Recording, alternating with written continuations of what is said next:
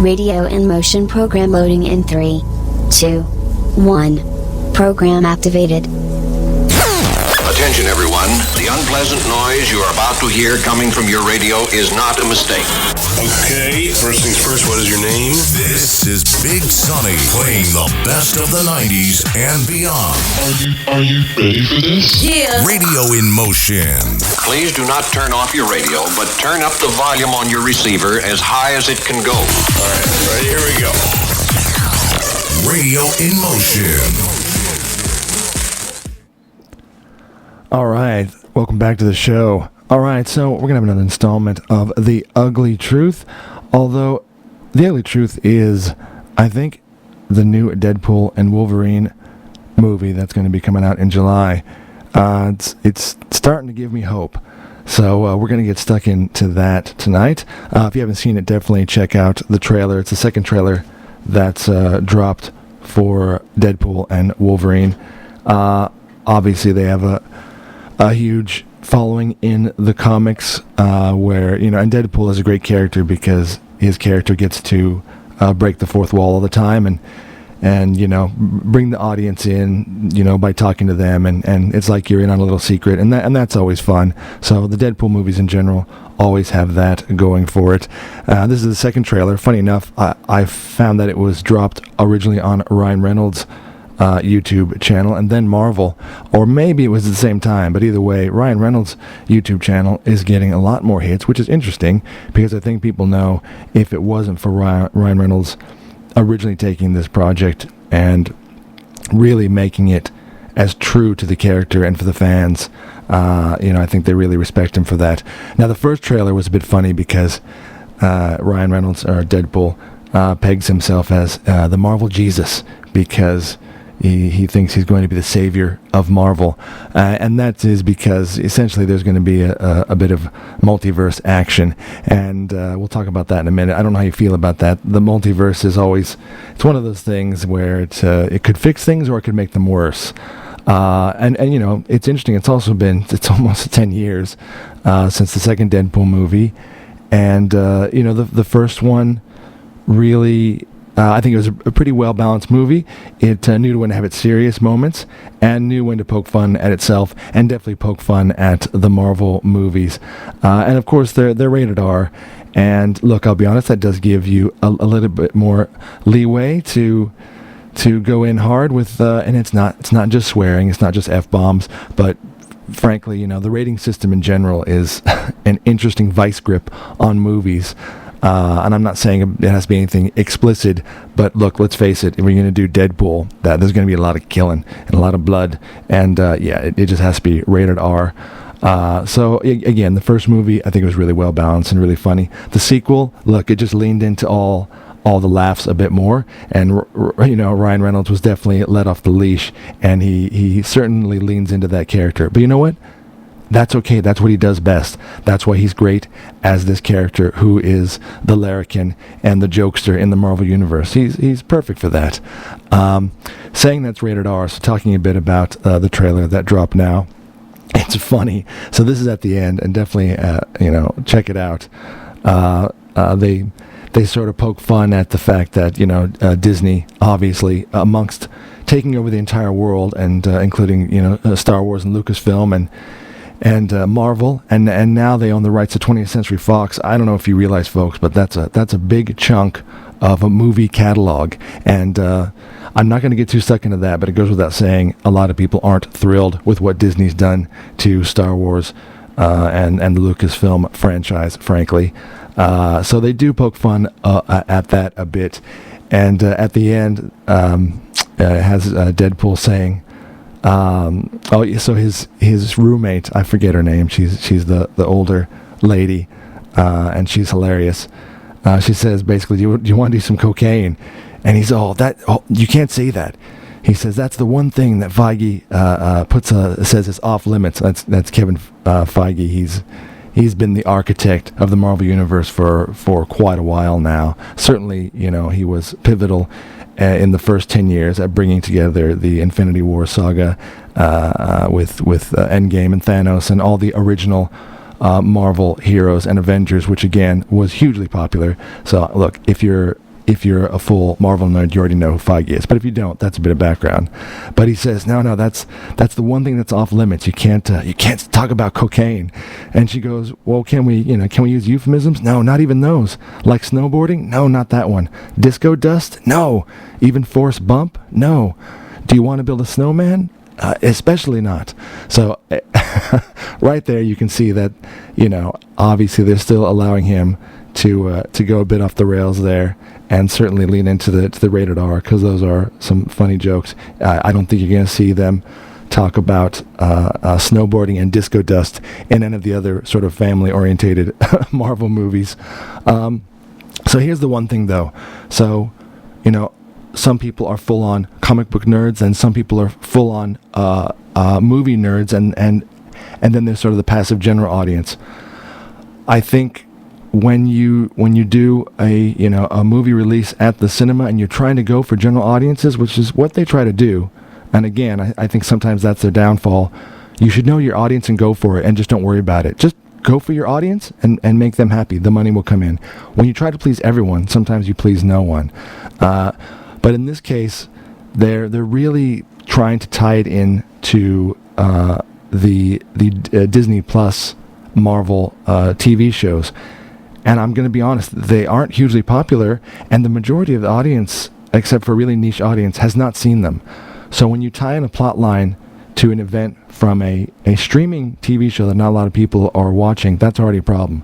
So again, I'm not even that into it to watching any of the Disney Plus shows, and I haven't seen any of these. If you have, you'll be fine, you'll be happy. But essentially, there's this thing in the Marvel universe called the Time Variance Authority. They're like multi-universe cops. All right, you get it? There's multi-universes. There's 50 different Earths, and there's a version of you on each one doing a different thing in a different timeline. I'm sure anyone who's a movie fan, whether it's not just Marvel, you've seen many versions of this idea of the multiverse. So they're called the TVA. They're like the multiverse cops. Anyway, there are scenes in the first trailer in this one where he's obviously interacting with them. And there's further evidence of that in this one. They're stuck in a place that's called the Void. And in this place, in the in-between, called maybe purgatory, the in-between worlds, essentially within the Void, there are, people, things, objects, and they're all there basically because, they have been removed from one of the universes and essentially thrown away for whatever reason. Maybe it was for the safety of that world or whatever, and essentially it's there to be forgotten and then ultimately probably removed, destroyed, vaporized. So essentially, again, it's going to take place, having to do with the Time Variance Authority, and then they're stuck in the Void. And again, these aren't spoilers. This isn't the trailer, and a lot of this we're just inferring, as you do when you watch a trailer. By the way, if you want to watch all the Easter eggs, I'm only going to talk about a few. There's videos where they found like 50 Easter eggs, and someone picks it apart with a fine-tooth comb. But obviously, there are going to be elements where they're in this void. And again, if you're a fan of the comics, I'm going to be honest, I think this actually is a pretty cool villain. So the villain in this movie is Cassandra Nova, and that's the evil twin of Charles Xavier. That's pretty cool. Essentially, she has all the powers of Charles Xavier, but some of them even more enhanced, and she's evil and mad. So that's always a good combo. So look, as you know, obviously Hugh Jackman is returning to the role of Wolverine, and I think that's, again, when I saw the first trailer, I was like, is it just going to be, he won't be a cameo, will he? Is it just like, is he going to be woven throughout the plot of the movie? I think based on this one, he certainly is. It is about DeadPool and Wolverine probably going to try and save, Deadpool's universe. Again, if you've been watching those movies, he's already alluded to that in the last one where he wants to change his future, and that's sort of where the last one left off. So obviously, he is going to seek out Wolverine here. But the thing about Wolverine, I think Hugh Jackman had a great role in Logan, and if you haven't seen that, you should, if you're a fan of Wolverine, because that's the way to send off a character with respect. Logan was a great final act for Wolverine, and I guess you always worry Are they just coming back for the money? Yeah, sure, maybe. Just coming back because they've got nothing else. I do think with Hugh Jackman, I think he is synonymous now with Wolverine. I can't picture anyone else. I literally can't in this lifetime. Look, it was just like Harrison Ford with Indiana Jones or Han Solo. Can't picture anyone else as Wolverine. So I think Hugh Jackman has also leaned into that, and he's fine with that. So I'm saying, yeah, you come back for the money. Who doesn't? But I think he really embraces that character, and he really enjoys it, and that's cool. You want to see that. So again, it's not going to be a gimmick. He really is in it, and it is awesome. Again, the thing with the multiverse, I'll be honest, sometimes it sounds like it's like a gimmick or lazy writing. In other movies, it probably is. But in Deadpool, I suppose the difference is that Deadpool, the movies are about being tongue-in-cheek. And so everything can be, let off the hook, off the rails. And they can play with the multiverse, make fun of it, and not take it so seriously. And that, you know what, I think is a little bit better when it's taken too seriously and people just don't buy into it. Also, though, it does make, if you want to get serious, the multiverse, the problem with that is, especially if characters are killed or whatever, it's kind of a cheat. It makes it sad. It's like there's no consequences, ultimately, maybe if a big character does die and everyone else has to deal with it, that's something that you can relate to as a human in real life. But if there's a multiverse and everyone's just alive somewhere else, again, it kind of cheapens the sentiment there. But anyway, it's Deadpool. I'm sure it'll be fun. And as all the fans are going crazy and creaming in their furries about, is that Wolverine obviously seems to be the classic Wolverine comic, wearing the uniform of yellow and blue. And that's pretty cool. They've been crying out for that for a long time. So the yellow and blue suit, and it looks like a lot of yellow and blue themes in general throughout the trailer. So that's pretty cool. And so again, we're inferring a lot of these things, and you watch the trailer, you can as well. But obviously, it is more than likely not going to be the same Wolverine. Maybe it is. I have no idea. But it seems like, again, if it's all about the multiverse, he's possibly sought out and found another version of Wolverine, still Wolverine, because in this one, it's interesting. They show him in a bar.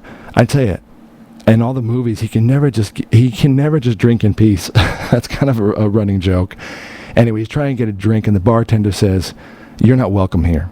You're not welcome anywhere, pal. Get out of here."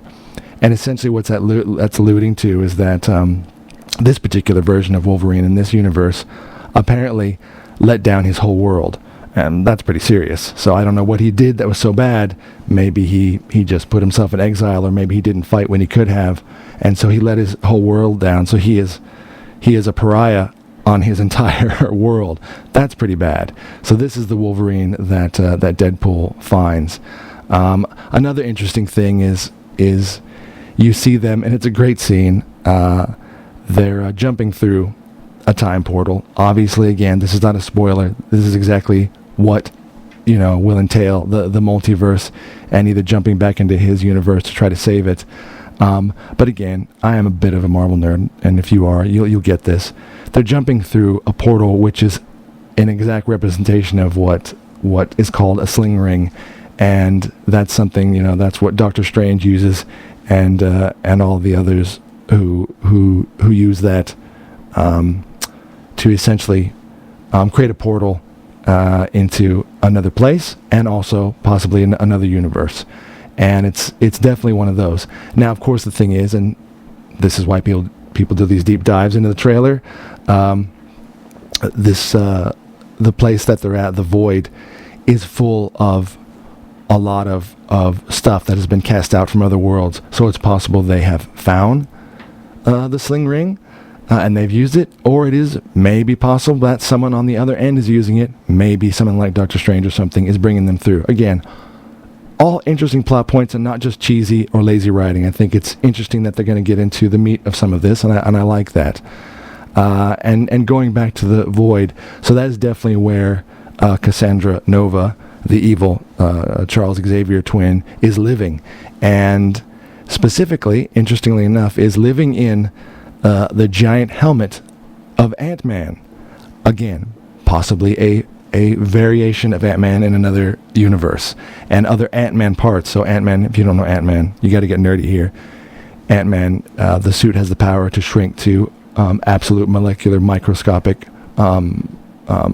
sizes, as well as to be gigantic, ginormous, as big as a building. So that's the technology. And this particular suit must have been in full-size mode. And it's showing her that she's actually living in this giant helmet. So again, these are all cues that this is possibly the Void, and there's relics from other universe and possibly characters who went there and died or were banned or whatever. So again, that's an interesting sort of tidbit and Easter egg. Looks like Deadpool might actually get some cool new gear and weapons, which again is pretty cool. Again, I think he deserves that after the third movie. Usually a hero that's done 3 movies, especially something like Deadpool, should definitely get all the latest tech to show off. There's a great scene where he's trying to take Wolverine back, and obviously Wolverine wants no part of it. He tells him to F off several times, but he points the gun to his head, and it still has, so on the gun barrel it says smile and wait for the flash. That's a hilarious Deadpool thing. But later on you see that Deadpool's got 2 golden versions of those guns. So again, maybe he'll get all geared up, and that's cool. And again, the thing is with Deadpool, with the character, and even with Ryan Reynolds leading right into it, and the character himself though is still more of a side character. He's the larrikin who is usually joined with another larger sort of Marvel character. And again, I'll be honest, he's not a Tony Stark. He's not a Captain America. I'm just being honest. As much as, again, Ryan Reynolds separately as the actor, I think he is absolutely the coolest Deadpool. I can't picture anyone else either. But as a character to carry, his own movie, I don't know if it's something that could continue as a main character, because I suppose, again, something like Robert Downey Jr. portrayal of Tony Stark and Iron Man and Captain America, they were the center, and that's okay to say that. They were the ones that brought everyone else around them and rallied them, and it's as a leader. And again, when you have a character like that and someone plays it well, you can see the charisma and why. Again, you're thinking, oh, well, it's just crazy fantasy. But come on, art imitates life and vice versa. So in order to have a connection, when you watch any movie, you always find a way to put it in reality or with yourself. That's the whole point of every story told around a campfire, folks. Since the beginning of time, movies are just another reflection of that. So yes, even in the fake Marvel comic universe, there still has to be something that you can ground it in reality. And that reality is a leading character should have that charisma that you can believe that character is going to carry this whole movie. Again, whether it's a Spider-Man character or a Tony Stark, something like that. So again, all in all, I'm pretty hopeful. It looks pretty cool. I think the two of them together in a rated R movie has been their dream. Everyone's been waiting for a team-up since their last team-up, which shall not be spoken of. All the superfans know what that is. It was not a good pairing, and Ryan Reynolds has long since reset that, thankfully. And now finally I wanted to say this as well. So Hugh Jackman, again, because he really has an affinity for the character, and I like that. He's not been someone who's wanted to step back from it and distance himself from it. He's done many other projects, many other movies. He's on Broadway. The man sings and dances. But Wolverine is obviously in his blood. And he has mentioned this a couple times in interviews. He said, there's the one thing I'd love to do as the coup de grace, as his final thing. He says, Wolverine at some point is going to have to match up with the Hulk. Now, I'm just saying, and that wasn't alluded in the trailer. But if this is really Hugh Jackman's final go-round, Logan was maybe the final chapter for that universe. Hey, it's the multiverse, so why not embrace it? So in that universe, that Logan is dead. But in this one, maybe he gets his chance, and maybe Hugh Jackman could really get his chance to fight the Hulk. And let's be honest, that would be awesome. All right, this is what happens when an unstoppable object meets an immovable object. That is literally both of them. So that'd be cool. So like I say, definitely check out the trailer. I'm pretty hopeful that it's set up to not take itself too seriously, and having both these characters. And if there's a little bit of fan service, I'm not going to be one of those that says, oh, they're just doing fan service. And you know what? The past 10 years of Marvel has been a bit of a stinker. And I'm happy to have a movie that just leans into fan service. Why not? So I'll take it. So bring it on is what I say. So yeah, let me know what you think, and definitely check out the trailer. I think it's looking hopeful and it's looking good. So yeah, Deadpool and Wolverine, July. Definitely hope to check that out. All right, more great songs coming up tonight on our 80s Nights on Radiant Motion. We'll be right back after a word from our sponsors.